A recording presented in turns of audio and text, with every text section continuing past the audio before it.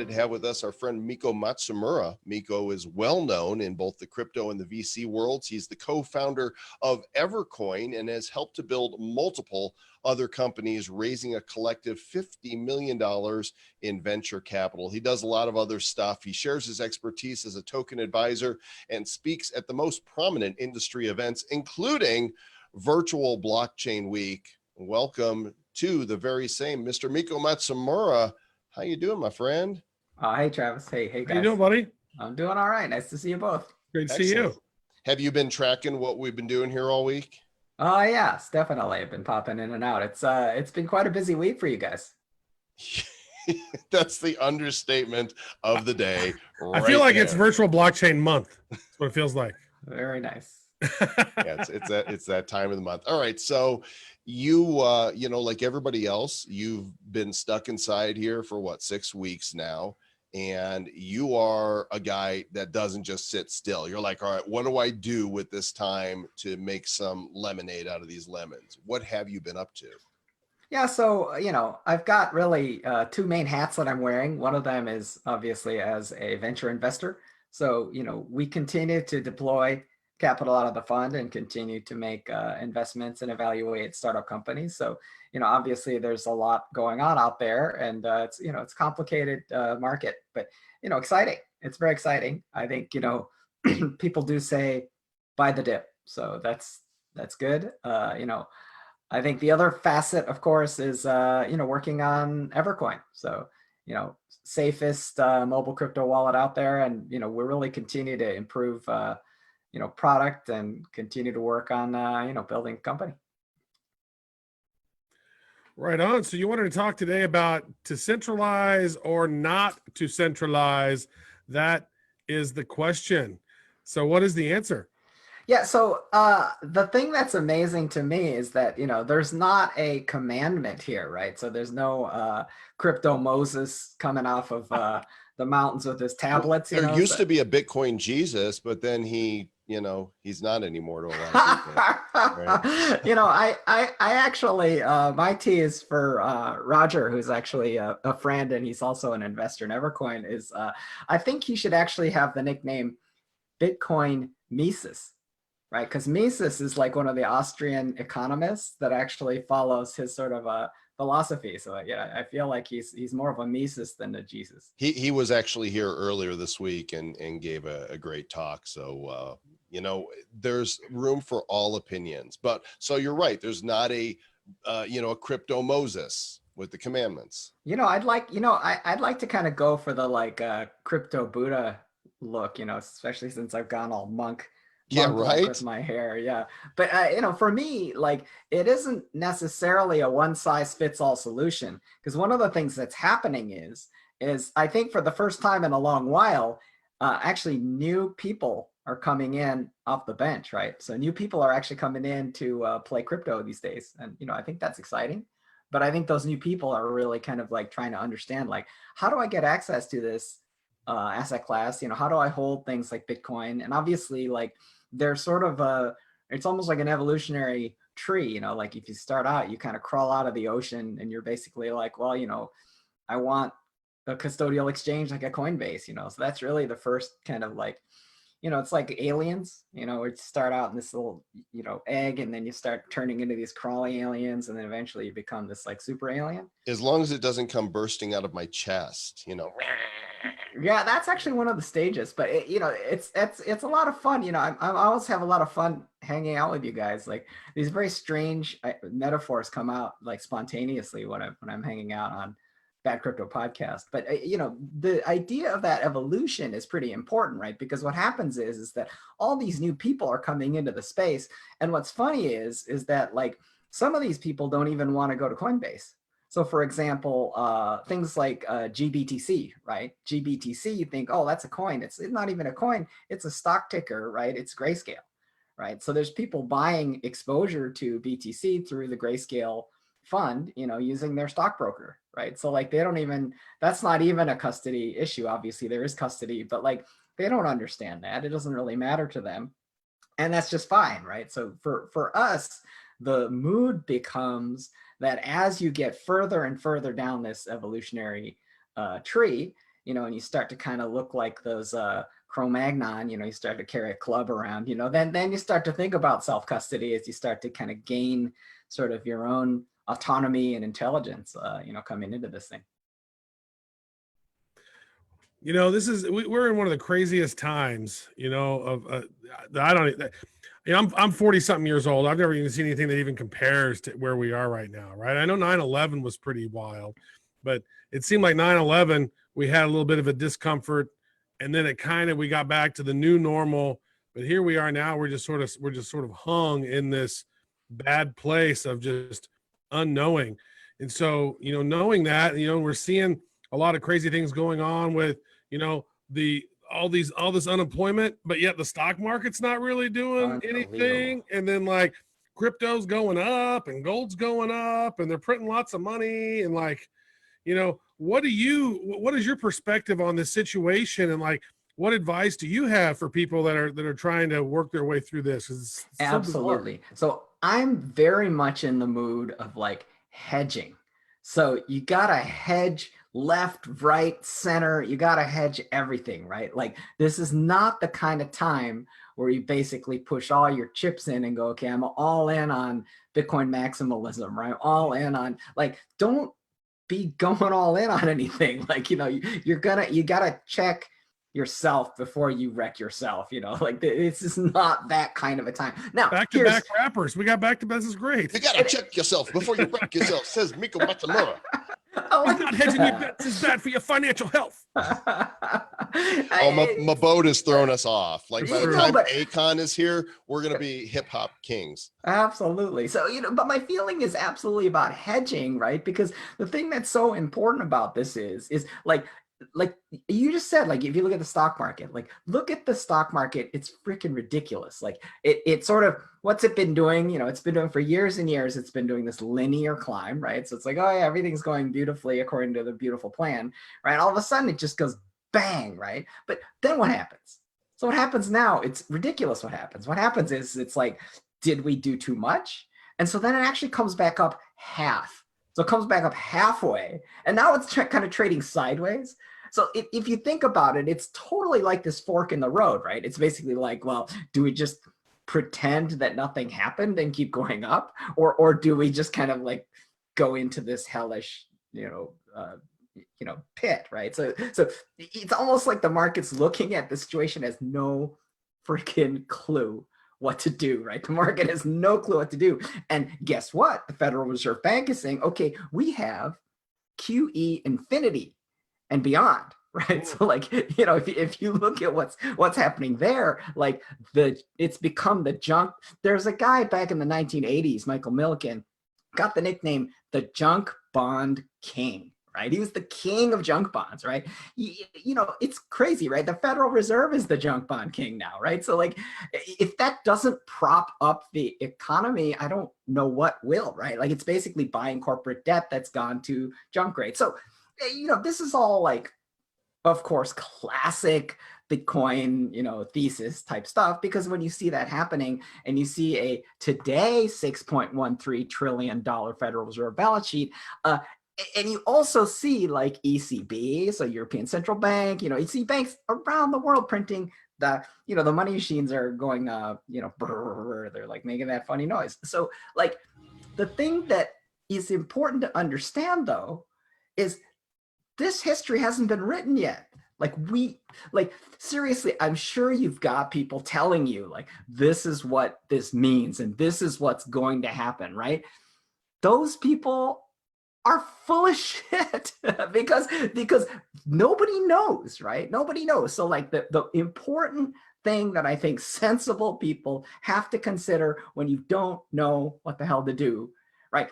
This is a definition. If you read it, there's a book by Peter Thiel called 0 to 1, and he defines investors as people who don't know what to do, right? That's the definition of an investor, right? And the reason why they're defined that way is if they knew what to do, they would just go do that, right? Like if you are like, oh, I'm going to make up this thing, it's called Facebook, and I'm going to make it into a multi-billion-dollar company, knock yourself out, right? Like you're the person who knows what to do, right? If you're Peter Thiel, you're like, I'll put 50K into that, or I'll put 100K into that. Like, like you don't know what to do. So you're hedging. That's what you're doing. So I really feel like that's what this is about, is you got to be hedged left, right, and center. And honestly, like if you want to invite people into this asset class, if you want to invite people, you should get some of this Bitcoin. Like tell them to just park a bit in just as a hedge, right? It's like, well, there's gold, there's sort of digital gold, and then there's like your stock portfolio, and then there's your house, and then there's like the gold that you're hiding under your bed, and your wife's wedding ring, and whatever, so the treasure that you buried in a chest with under an X. You don't tell anybody about that treasure I have buried by the tree in my backyard. That's not very cool of you. And now we know, if you go over to Miko's house, look under the bed. Look under the X. There's an X. There's that's an X. There's an X. That marks the spot. X marks the spot. So my point is, though, is that like you don't know, so like you got to hedge. So as we talk about, centralization, obviously one of the problems that we have, especially in the tech world, is Facebook, Twitter, right? These social sites that are so centralized. We're starting to see some blockchain-based solutions, where both Travis and I are in the beta for voice.com and mess around with a few other social apps. When do you think we're going to make that move from social media centralization to more decentralized models?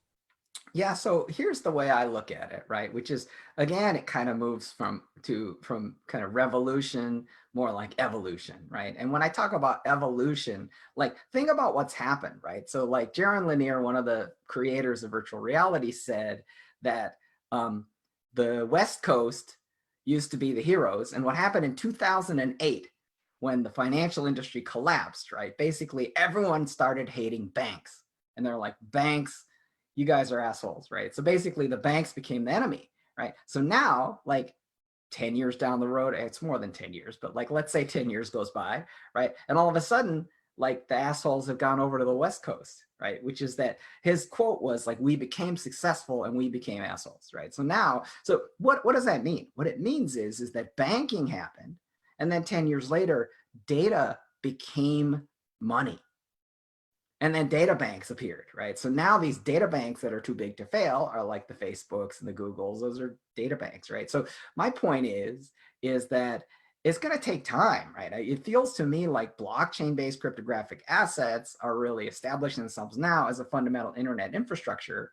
But I think that really when we get to the point where that becomes ragingly successful, I think we are going to start to see these emerging things. Now, every single new cycle of technology adopts way faster than the previous one. So I don't think it'll take 10 years. For sure, it won't take 10 years. It'll be faster. And the other thing that I think is exciting is that the sort of new crypto blockchain asset will actually be inseparable from the social media that comes with that asset. So I think advertising is going to be much more fully integrated, and it's going to involve influencers like yourselves, right? Who will be, I think, appropriately compensated within the network for their trust values. So, I think we will see hybrids kind of emerging, but it won't be 10 years, but it won't be 2 years either. So, I peg it at 5. I would like to be appropriately compensated, please. Sounds good. And obviously you guys have built a great brand and have a lot of trust in the community, and that's where I think things will start to shake out. And that's where social media starts to transform, right? Because I think the thing that's happening right now with data and own your own data and all the great stuff that, Brittany Kaiser and others are working on is that the end users aren't yet offended enough. They're not pissed off enough to quit the stuff that isn't serving them, And so I think that's, that happened with the banks in 2008. But the thing that's funny is people didn't quit the banks either, right? There's only a fringe element. I'm not going to take it. Well, yeah, well, it's okay. I'm going to watch Netflix. That's what I'm talking about, right? So the point is remember the whole Wall Street, the Occupy Wall Street, and that whole big movement? And it was like, yeah, never mind. I'll just leave my money in there because it's, because it's FDIC insured. That's true. That's true. Anyhow, the thing that's I think important about this kind of notion of custody and non-custody too, though, is that that's the seismic shift, right? Which is that do you actually control your data? Do you actually have sovereignty on your data? Do you actually have control over your assets and money? Do you have sovereignty over your money, right? Because my theme here is that a fool and his money are soon parted, right? That's the Aesop's fable, right? And so the idea behind that is how can you be parted from the asset or the value of the asset, whether it be data or whether it be Bitcoins or, whatever it may be? How do you get parted from that? There's so many ways you can get parted from it. If you think about the centralized problems, you can get parted from it by, like, for example, recently the market was going bananas, and guess what? Kraken and Coinbase both go down, right? So have people been parted from their assets? Yes. In that fable, they're the fools, right? The fools that got parted from their assets, right? So the point that I'm kind of trying to make is that people don't feel that pain enough yet. But I think eventually, as people get wised up, we're going to see more and more migration towards self-custody and more kind of sophistication around own your own data, own your own assets, and really maintaining and managing control. Obviously, like, other ways you can be parted from that are hackers, phishing. You can actually lose your own keys. There's all kinds of bad things you can do, but ultimately, that's where the sophistication of this goes. It goes towards self-custody and good tools for that. So, because we're in this crazy time, and the printers are going brr, and we're handling money. I don't know if you've experienced this, but then you get money handing back to you, and you're kind of like, "Ew, I don't want that money." I mean, I have some dollars that I'll use upon occasion, but I'm just like, I'm not using dollars as much. They're kind of gross. Like, how much do you think that this coronavirus flu thing will impact crypto adoption and mass adoption of digital assets? And how much longer do you think paper dollars are going to be around? And how much? I mean, has this light yeared us ahead? I think it has, in this very subtle way, which is, I think that what we really have is we have the emergence of a digital virtualized kind of sort of mental state, or it's a cosmos, right? It's a digital virtual cosmos. And the thing that's amazing about the digital virtual cosmos, I'm not restricting to Bitcoin, like that's just digital virtual money, but like if you look at like digital virtual reality, or if you look at all kinds of everything moving towards digital virtual and kind of away from classical, right? So the thing that's really interesting about this evolution is that these are kind of two different modes, and it feels like coronavirus has actually kicked the whole planet towards the other mode, right? So to me, when you talk about kind of like, has this created a significant impact? I agree with you. Like, people talk about like, oh, it's like dirty money. It's like, yeah, the money's literally germy, like it's literally dirty, and I think that war on cash is absolutely there. And when you think about it, it's a whole host of digital monies like PayPal, and there's kind of like, obviously Cash App has embraced Bitcoin, but like there's others, and obviously Visa is going to be a beneficiary. But to me, it's not even just that use case, but it's really everything. And the thing that's amazing is that it's a mind shift that people won't go back, right? Like, for example, one of the things that's happening is video games are kind of like the sales are going up through the roof, and we're not going back. Like the people who figured out they like playing this stuff aren't going to suddenly stop liking playing that stuff after this thing kind of starts dissipating, So in a way, like this whole thing is kind of just knocked us into a slightly different world, and a lot of, if you go to a website for Facebook Oculus, all the units are gone. Like they can't keep those on the shelf because everyone's sitting there in virtual reality now. It's cooler than our real reality. And they're hanging out with their friends. I mean, there's a dystopian kind of Ready Player One thing going on there where they're like, wow, real life sucks. I'm going to put on this helmet. Dude, poker on virtual reality is freaking awesome. It's amazing. It's like you're sitting in Vegas playing poker with people, except they got weird props and the people look weird, but other than that, it's so fun. Like, going to virtual reality is a badass thing to do. Yeah, and I feel like Virtual Blockchain Week 2.0, whatever you want to call it, like we'll all be wearing those things, and everyone will be kind of much more interactive, right? Like if you saw that the Fortnite concert, Yeah. like that rock concert, like head exploding, right? Like that's a lot bigger of a rock concert than anyone's ever been to, right? Like 12.1 million people tuned into that Travis Scott Fortnite concert. it's the biggest thing ever, right? So so my point is like that's we're not unwinding that. We're not going backwards from there. Like that's next stuff. That's where all this is going. And it's funny because when you look at sports, it's kind of like, okay, well, eSports is still happening, right? They ran the Legends, spring split, and they basically kept on going, and they didn't worry about it. They just we go to this live feed from the Federal Reserve, and then the money's just it's just coming off there nonstop. It's been going as long as I've been watching it. They're putting it out there faster than anybody could possibly spend it. 6 cents a piece it costs to make those, and we're still trillions of dollars in debt. I love that. It's amazing. That's a very high margin business. No, Miko, but if we try to make them, we get arrested for counterfeiting. Right. That was actually video from my back room. That's pretty much no, that's so not true. sweet. So, Miko, the halving is now just 10 days away. What do you think is going to happen to the price of Bitcoin as a result, both leading up to and then after?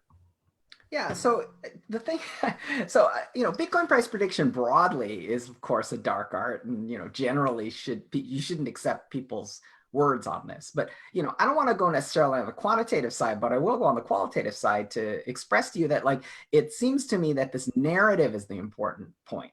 And the narrative here is really that it draws attention to things like stock to flow, and it draws attention to models that relate to things like the money supply, right? And it relates to the thesis of sound money as you start to see that asymptotic approach to that 21 million cap, right? So, like, to me, it's just, the narrative is really about drawing attention to itself. And the thing that's so funny about Bitcoin is Bitcoin has volatility, it has whales, it has whales do perform weird kind of manipulations.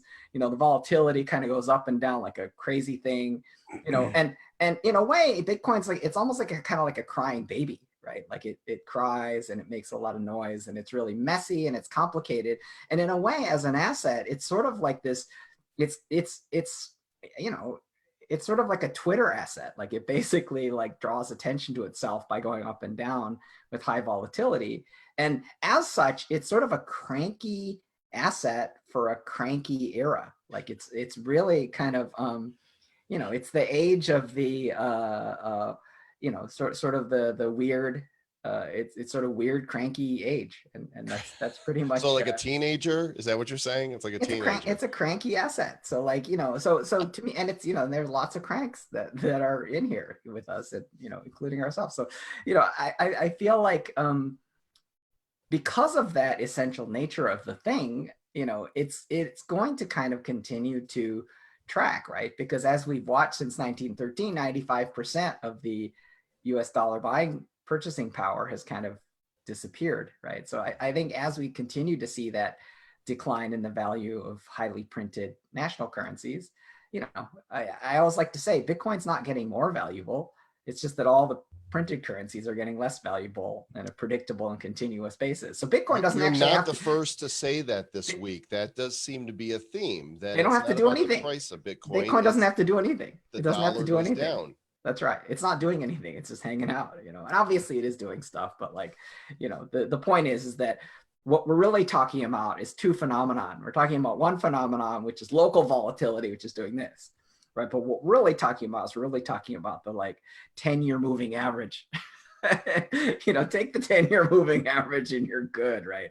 It's just going to track like money printing, and so like, just, that's what HODL is basically like, it's just the world's longest moving average. Interesting stuff. Well, Miko, we appreciate you coming on, sharing with us. Where's your favorite place for people to connect with you? Just head over to Miko Java on Twitter, MIKOJAVA, or just Miko.com, or you can head over to evercoin.com. That's right. I forgot from our first interview, you were in Java super early, right? You were like, that's right. He was like the main Java evangelist or something. That's right. That was me. So, a Javangelist. That's the one. That's awesome. Like, so how much do you love coffee? Just like a lot? I just got That was a dad joke. I just got a cool coffee grinder today, so I'm excited about it. That's awesome. Miko, thanks, buddy. Always great talking to you. Yeah, likewise.